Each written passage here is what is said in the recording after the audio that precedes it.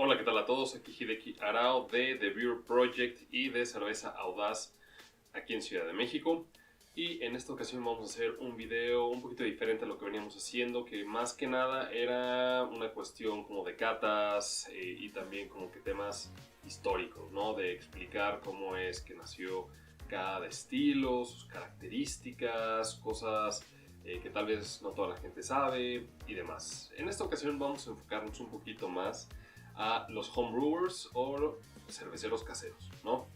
Me han hecho varias preguntas a lo largo de pues una buena cantidad de meses y pues se me hizo una buena idea tratar de resolver cada una de esas preguntas. Es difícil tratar de encontrar una respuesta específica, sobre todo si lo buscas en foros en internet y demás, porque realmente te vas a encontrar con las dos versiones, con sus fundamentos.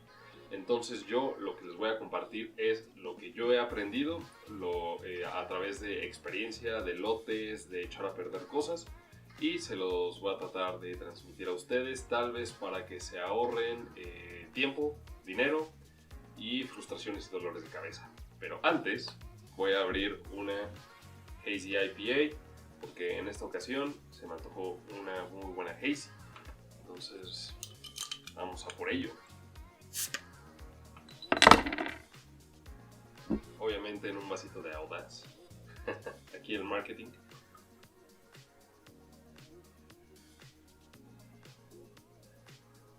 Todo en orden.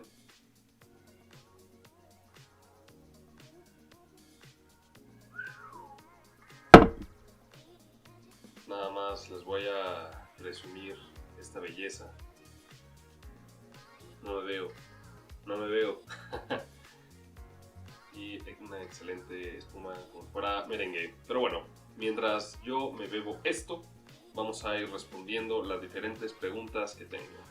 Las tengo anotadas aquí. Entonces, primero, tema de levaduras. ¿Me conviene o no me conviene rehidratar mi levadura? Sobre todo si la compro en sobrecito. No voy a entrar en detalles si la compras líquida de alguna empresa, ya sea White Labs o Viales de alguna otra empresa que la venda aquí en México.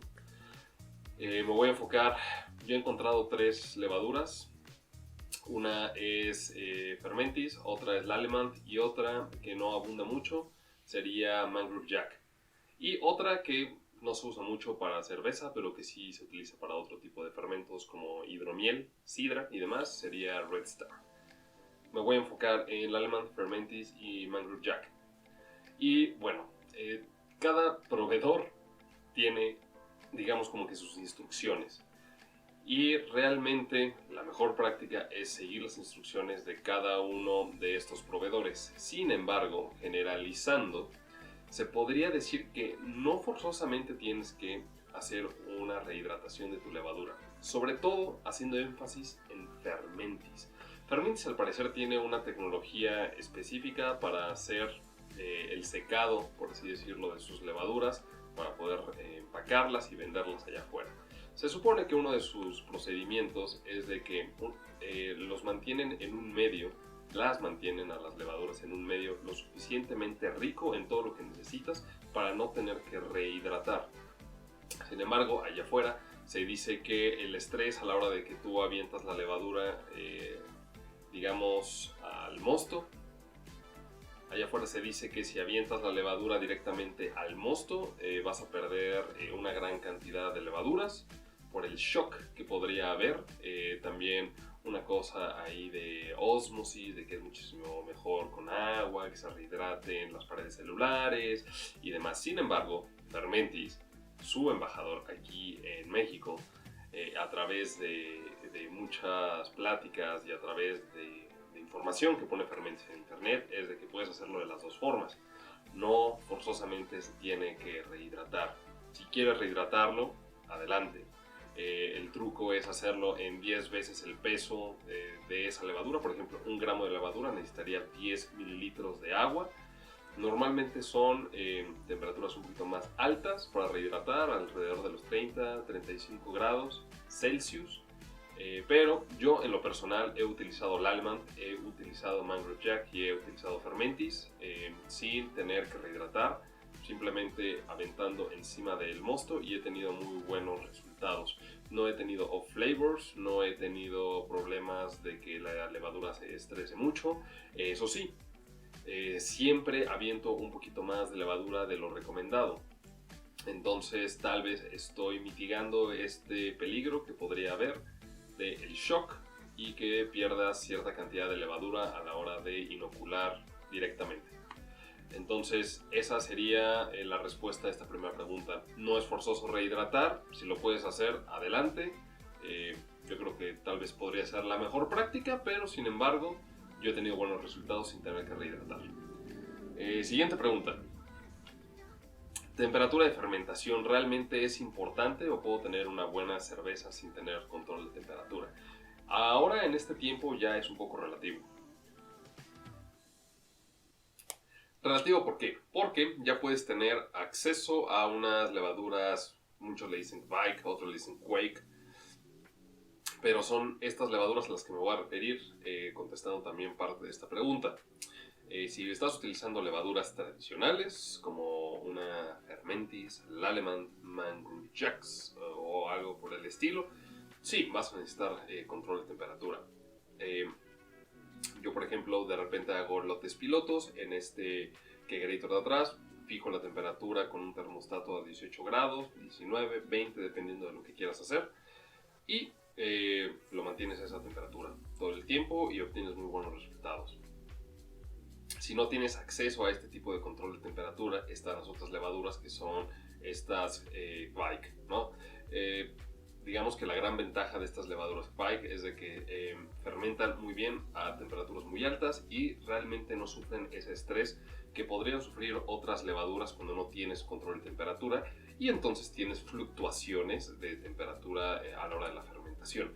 En una levadura convencional, como por ejemplo US05, para hacer cualquier tipo de ale americana, si no tienes un control estricto de temperatura y estas fluctuaciones te llegan a pegar, puedes empezar a tener ciertos flavors. El que a mí me ha salido, digamos, muchísimo más común cuando no tenía el control de temperatura era ciertas notas fenólicas que se podrían caracterizar tal vez como notas medicinales, o también se notaba como que cierto, me llegó a salir algo de clavo, lo cual es un poco extraño, pero sí, llegaba a salir clavo. Pero, por ejemplo, con esa levadura, control de temperatura, mitigas eso y te sale realmente una cerveza bastante limpia. Con una levadura Kveik puedes tener fluctuaciones y no vas a tener estos off flavors. Aparte de que muchas de estas levaduras Kveik se jactan de que no tienen el gen que produce justamente estos fenoles. Entonces, a lo más vas a tener muchos, bueno, no muchos, más bien diferentes ésteres, ¿no? Por ejemplo, puedes tener Kveik Boss, que más que nada te va a dar ciertas notas cítricas como a naranja. Y también puedes tener, por ejemplo, una Kveik muchísimo más limpia, en el sentido de que los proveedores dicen que puedes hacer pseudo lagers. Llámese una California Common, Kolsch, Cream Ale, cosas por el estilo, con muchísima más limpieza. Y pues no vas a obtener tantos ésteres. Por ejemplo, con estos ejemplos está, creo que una que se llama Crispy Lager y la otra se llama Lutra. Entonces, mi recomendación, si no tienes control de temperatura y que vas a hacer una cerveza pues convencional, en donde el carácter de la levadura no sea el primordial, llámese cualquier ale americana, pues te recomiendo que utilices una Kveik. Hay un gran rango de Kveiks, hay Sigmund Voss, Oslo, Lutra, Crispy, ya hay muchísimas a tu disposición. Ya no vienen en sobrecito, bueno, sí, la Alemán tiene una de sobre que es la Sigmund Voss, pero el resto las vas a poder encontrar líquidas aquí en México con un proveedor que es del norte. Y nada más para que no hayan dudas en esto de que acabo de comentar de cervezas que no vayan enfocadas a la levadura. Si por ejemplo vas a querer hacer una Hefeweizen, pues obviamente no vas a poder agarrar las características de una Hefeweizen a través de una levadura Kveik. ¿no? Entonces las levaduras Kveik más que nada yo consideraría que son para cervezas ale, tal vez algunas inglesas, tal vez alguna podría caer muy bien como para dar ciertas notas para una farmhouse, pero hasta ahí. Si quieres algo que sea muy como de abadía, trapense, hefeweizen o cosas por el estilo, no puedes lograrlo con estas levaduras Kveik y a fuerzas vas a tener que tener control de temperatura.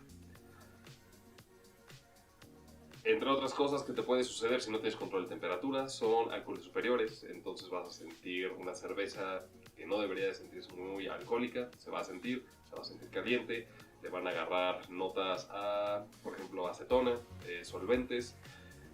También se puede llegar a estresar, crearte muchos ésteres, crearte, por ejemplo, en una Hefeweizen, si no tienes un control de temperatura estricto y se te sube mucho, de repente puedes empezar a tener estas notas como a chicle, como también, por ejemplo, a fresa, que sería la combinación entre banana y fresa, es igual a chicle. Y al parecer, en esta nueva guía de BJCP, la fresa ya no es parte del carácter bueno de una Hefeweizen, entonces ahí si la quieres meter a una competencia. Cheers. Siguiente pregunta. Envasé mi cerveza en una botella haciendo priming y no carbonató bien después de 10 días. ¿Qué hago? ¿Cuál sería el remedio? ¿Cuál sería el troubleshoot? Bueno, hay varias causas. Número 1. No se calculó bien la cantidad de azúcar. Normalmente las calculadoras que puedes encontrar online, incluso entre ellas tienen ciertas fluctuaciones. Yo hice mi calculadora a partir de la teoría de un libro. Entonces metes las variables, hice una hojita de Excel y me arroja exactamente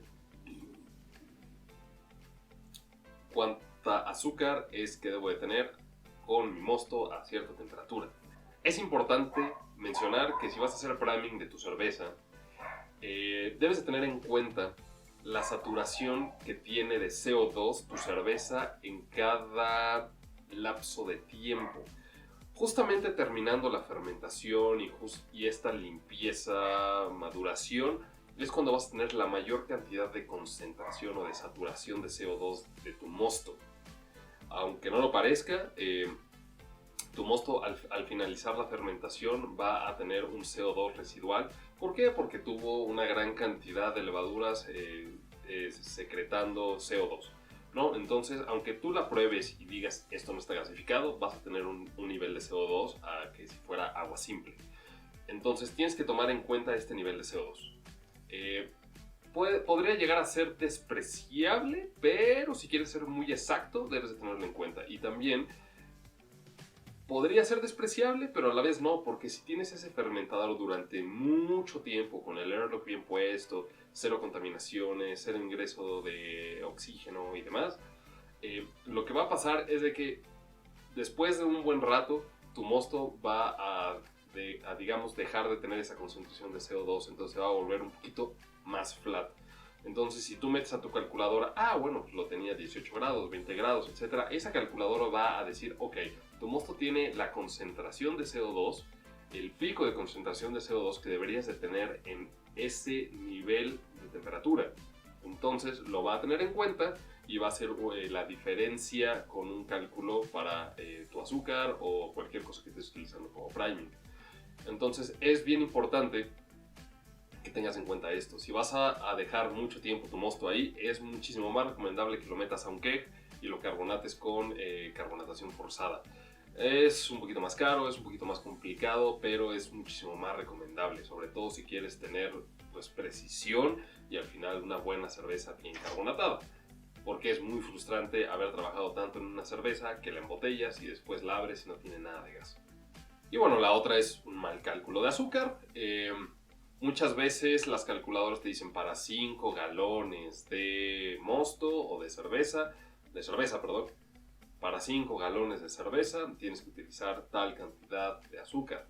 Y entonces no se están tomando a veces en cuenta que hay mermas y demás. Entonces esto puede acarrear en otro problema que ahorita voy a mencionar, que es justamente cuando la calculadora te dice que es tanta azúcar, tú lo utilizas y al final, entre cubeta y cubeta, haciendo después la transferencia, te das cuenta que no tienes 5 galones, sino que tienes 4 galones. Entonces eso me lleva a responder la siguiente pregunta, que sería, tengo muchos problemas con mi cerveza, algunas han reventado o las abro y tienen gushing, que es pues espuma por todos lados, ultracarbonatación y demás.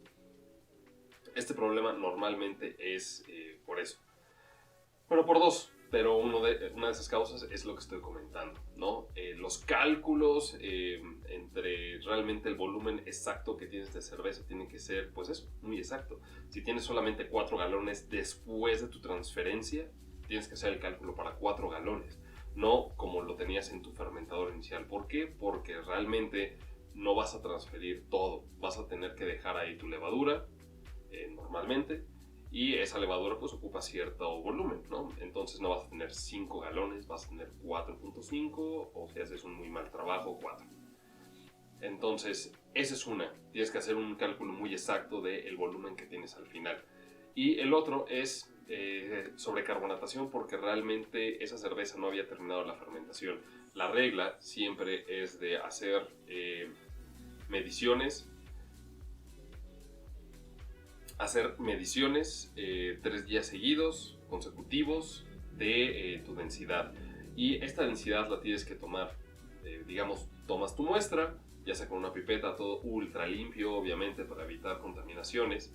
Tomas la muestra y después le vas a tratar de quitar todo el CO2 posible. Entonces lo vas a aventar, digamos, que de vaso a vaso, de jarrita a jarrita, unas 20 veces, para desprenderlo de absolutamente todo el CO2 y que eso no influya en la lectura de tu densímetro. No puedes usar un refractómetro porque tanto tienes levadura que podría estar ahí obstruyendo y también tienes alcohol. Entonces esas lecturas que te muestre el refractómetro ya no son válidas. A fuerzas necesitas un densímetro. Entonces una vez que le quitas todo el CO2, haces tu muestra, haces el spin, haces que gire como pirinola, esperas a que se detenga y tomas muestra. Lo anotas, tomas la temperatura, las mejores prácticas sería tomar también el pH para ver cómo va todo y esto lo haces durante 3 días consecutivos. A mí realmente me gusta hacerlo durante 4 o 5 para asegurarme. ¿Por qué? Porque ya he tenido la mala experiencia de que hay ciertas levaduras, por ejemplo, me pasa mucho o me ha pasado mucho con S33 de Fermentis y también la que sería London del alemán, que son cepas inglesas, que al parecer se estacionan durante un cierto periodo de tiempo en una densidad X y después de un ratito vuelven a fermentar y te bajan un poquito más la densidad. Es un dolor de cabeza, por eso ya no las uso. Entonces debes de tener también esto muy en cuenta. Si realmente no te urge la parte de ya envasar tu cerveza o demás, dale tiempo, asegúrate de que esté bien atenuada, de que no haya cosas extrañas, como estos escalones de que fermentan para un rato y después vuelven a fermentar. Y después ya de eso, madura, pues revisa si tiene acetaldehído, diacetilo, etc.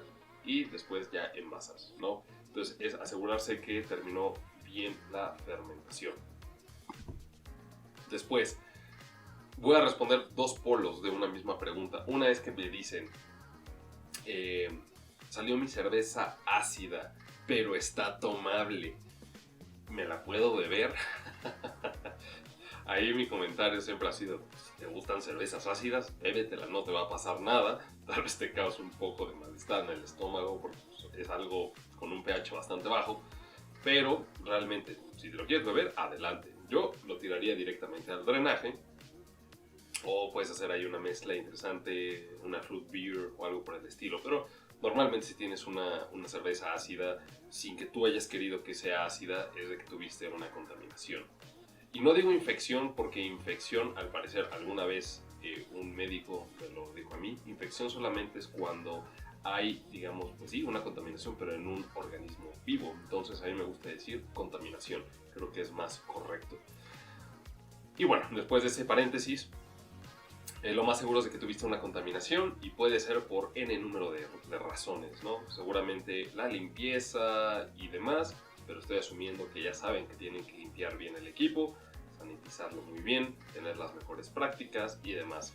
Mi tip número 1 es siempre usar guantes de plástico, de nitrilo, de látex o cualquier otra cosa, y sanitizarlos muy bien antes de tocar cualquier parte de tu equipo frío. ¿Por qué? Porque lo que más abunda, digamos, en nuestra piel, si no nos lavamos bien las manos o parte de los antebrazos o demás, es lactobacilo. Entonces seguramente vas a poder inocular tu lactobacilo, literalmente tu lactobacilo, en tu cerveza, mosto o lo que sea. Entonces ese es un tip que realmente no todos dicen, pero es muy importante. Ponte guantes, por favor. Y si quieres, te podrías sanitizar las manos y los antebrazos, pero eso también es irritante si lo haces durante mucho tiempo. A mí me ha pasado que decía, me voy a sanitizar las manos, ácido peracético, pum pum pum, y después tenía una resequedad horrible. Entonces, pónganse unos guantes. Y bueno, esta acidez puede ser por n número de levaduras salvajes, vamos a llamarle así. Pero normalmente si tienes, digamos, como que ese sabor ácido, como de vinagre, seguramente va a ser algún tipo de bacteria que te causó ácido acético. El ácido acético normalmente es un poquito más fuerte que el ácido láctico, que te podría causar alguna otra bacteria o levadura salvaje. Entonces seguramente es porque tuviste muy malas prácticas y de que aparte tenías alguna fuga o algo por el estilo, con lo que se podría... ¿Tuviste alguna oportunidad para que se filtrara oxígeno dentro o encima, más bien, de tu cerveza? Entonces, por ejemplo, hay muchas bacterias que te causan ácido acético y necesitan de oxígeno. Entonces, si realmente tienes eso, pues significa que tu fermentador está muy mal sellado, lo dejaste ahí demasiado tiempo, se introdujo un poquito de aire a través de como una succión o una presión negativa en tu fermentador, y pues pelas gallo, ¿no? O tuviste ese tipo de contaminación. También puedes obtener una contaminación con una acidez que es ácida, pero no es tan fuerte como la acética, que sería la láctica. Y pues bueno, también en el número de contaminantes. Y pues bueno, realmente todo lo puedes erradicar teniendo excelentes prácticas, sanitizando todo, lavando muy bien todo. No basta simplemente con agua calientita, tienes que usar pues todos los métodos, ¿no? Ya hay como que opciones para los cerveceros caseros, pues muy accesibles. Por ejemplo, y no es que me paguen, pero yo uso los productos de Biogal y son muy buenos. La parte ácida, la parte alcalina, la parte del sanitizante, todo muy bien. Y realmente no hemos tenido problemas. De repente por ahí alguna falla, pero todo muy bien. Y ahora respondo parte de la otra pregunta, que es, hay acidez, pero realmente no tengo una contaminación. Si tienes acidez sin una contaminación, que bueno, es difícil de decir que no tienes una contaminación, a menos de que hagas un cultivo o cosas por el estilo. Pero si tienes una cerveza ácida, y sobre todo es, por ejemplo, una cerveza oscura, llámese una Schwarzbier, no sé, Dunkel, Stout, Porter, Brown Ale, etc. Muchas veces se puede dar el origen a la acidez que tienen las mismas maltas. Entonces eso te baja muchísimo el pH desde la maceración. Entonces, a mí me ha pasado, la primera vez que hice una Porter, que fue mi primera cerveza oscura, la hice pues con una cantidad interesante de maltas oscuras, maltas chocolate, cebada tostada, malta negra y demás, y salió ligeramente ácida. Y yo decía, no se ven como que estos rastros de contaminación, algún tipo de película o algún tipo de microorganismo que esté haciendo por ahí de las suyas. Entonces, ¿qué puede ser? Y después dije, ok, es por las maltas, ¿no? Mi agua, al parecer, no tiene la suficiente concentración de, por ejemplo, bicarbonato como para contrarrestar estas maltas ácidas. Entonces, ¿cuál fue la solución? Utilizar un poquito de bicarbonato, ¿no? Esa es una forma de contrarrestar esta acidez.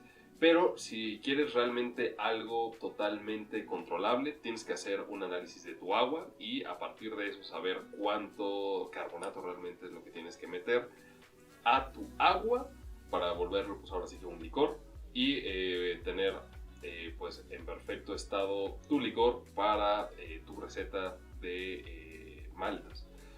Puedes utilizar otro tipo de técnicas también para tratar de contrarrestar la acidez de las maltas oscuras, como puede ser utilizar las maltas oscuras después de cierto tiempo, después de que utilizaste tu malta base, porque se hace un buffering, cosas por el estilo. Yo la verdad es de que prefiero simplemente aventar todas las maltas desde un inicio. ¿Por qué? Porque así obtienes muchísimo más carácter de las maltas tostadas, por eso las estás utilizando, a menos que quieras hacer algo un poquito más suave como una Black IPA o una Schwarzbier. Pero realmente si quieres hacer una porter, pues quieres el carácter de las maltas tostadas, entonces yo simplemente utilizo bicarbonato. Bicarbonato de sodio, también puedes utilizar carbonato de calcio que pueda subir la alcalinidad de tu maceración y al final pues vas a tener un pH muchísimo más estable.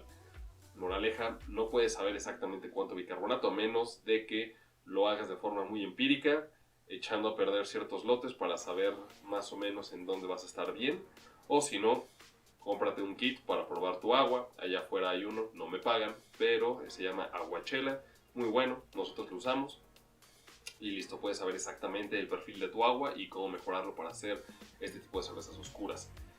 Mi agua, por ejemplo, es muy buena para hacer cervezas rubias. Y cuando empiezo a hacer cervezas un poquito más amberinas oscuras, ya tengo que empezar a utilizar un poco de bicarbonato. Y una última pregunta que vamos a tocar en este, pues se podría decir, conversatorio. Y sería, ¿cómo puedo reutilizar mi levadura? Y si puedo aventarle literalmente mosto encima a mi fermentador al cual acabo de trasvasar. Entonces, bueno, acabas de trasvasar tu cerveza, digamos por ejemplo una Blonde Ale, tienes todo tu sedimento de levadura ahí. Yo aventaría el mosto de una nueva próxima cerveza encima de eso sin lavar nada o cosas por el estilo. No.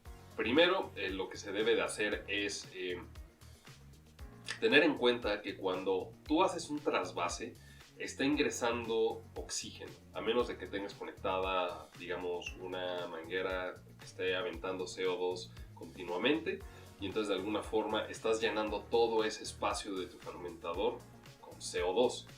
Pero si no lo tienes, pues realmente todo ese espacio se está compensando con aire. Entonces, si es simplemente aire, hay una gran posibilidad de que ahí dentro de tu entorno haya no sé, diferentes levaduras salvajes, lactobacilos, etc. Entonces vas a contaminar automáticamente casi tu cerveza. Entonces, lo primero que tienes que hacer, en mi opinión, y así es como nosotros lo hacemos, es purgar todo tu fermentador con CO2. Una vez que tienes purgado todo tu fermentador con CO2, le puedes aventar agua. Nosotros compramos de esa agua que hay afuera a la venta, que está totalmente purificada, que funciona muy bien. No voy a decir marcas. Y con esa agua, entonces ahora sí, revuelves muy bien de forma que puedas hacer homogénea una mezcla de levadura y agua. Y después eso lo trasvasas a otra, ya sea cubeta, ya sea frasco, lo que sea. Y entonces dejas que se decante y después de eso puedes hacer dos cosas. Una es que funciona muy bien realmente para alguien que es casero y que tal vez no quieres preocuparte tanto por las cosas, y es simplemente hacer que se decante, tirar, digamos, como que ese exceso de agua que se va a poner encima de la levadura, purgas otra vez con CO2 y la tapas bien y la guardas. Ahora, si eso sucede en un frasco de vidrio, que no lo recomiendo, mejor usa una botella de plástico, un pequeño galón de esos de agua que son de plástico. Si lo estás haciendo en un frasco, tienes que tener mucho cuidado porque de todas formas la levadura, aunque esté a temperaturas bajas, de alguna forma sigue latente, entonces te puede desprender algo de CO2 y si no tienes cuidado ese frasco puede explotar. Entonces, por ejemplo, nosotros luego hacemos estas transferencias a barriles, y estos barriles, después de cada cierto tiempo, después de unos días, 3 días, metemos un acoplador y purgamos y saca pues CO2. Y después lo volvemos a hacer 4 días después y saca CO2. Entonces imagínate si toda esa presión se concentra en un frasco de vidrio, pues explota. Entonces prefiero tenerlo en tanques de inoxidable, barriles, pero si no tienes acceso a eso, puedes utilizar uno de estos bidoncitos de agua de plástico que resisten muchísimo más la presión. Incluso tú puedes sentir la presión si dices, oye, esto ya está a punto de explotar. Entonces sanitizas muy bien todo afuera y simplemente abres ligeramente pues tu, digamos, fermentador para tener tu levadura. Liberas esa carga de CO2, esa presión, y vuelves a cerrar inmediatamente. No lo abras, no lo huelas, cosas por el estilo. Eso nada más es invitar a contaminaciones. Abres, cierras. Y listo. Y así la puedes mantener una buena levadura, y después cuando la quieras utilizar, yo recomendaría hacer un starter, ¿no? Entonces mezclas, hay muchas calculadoras allá afuera, pero nosotros para cada litro de agua estamos apuntando a que quede más o menos en 10 plato o 1.040 en gravedad específica. Hay muchas calculadoras allá afuera para poder hacer este cálculo. Lo hacemos con DME, no hacemos starters con simplemente azúcar de mesa, glucosa, fructosa, miel o cosas por el estilo, porque puede tener estragos en la próxima fermentación. Pero de esa forma nos aseguramos de que tengamos un inóculo muchísimo más puro y que lo tengamos con muchísima vitalidad.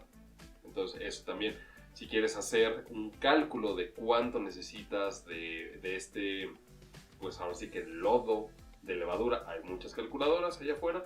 Nosotros lo hacemos por peso, no lo hacemos por volumen, porque pensamos que es un poquito más exacto.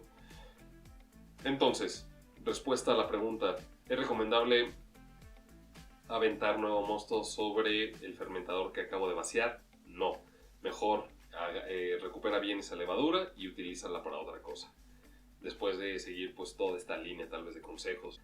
Eso creo que serían todas las preguntas que tengo yo en una lista de las que nos han hecho. Seguramente hay más.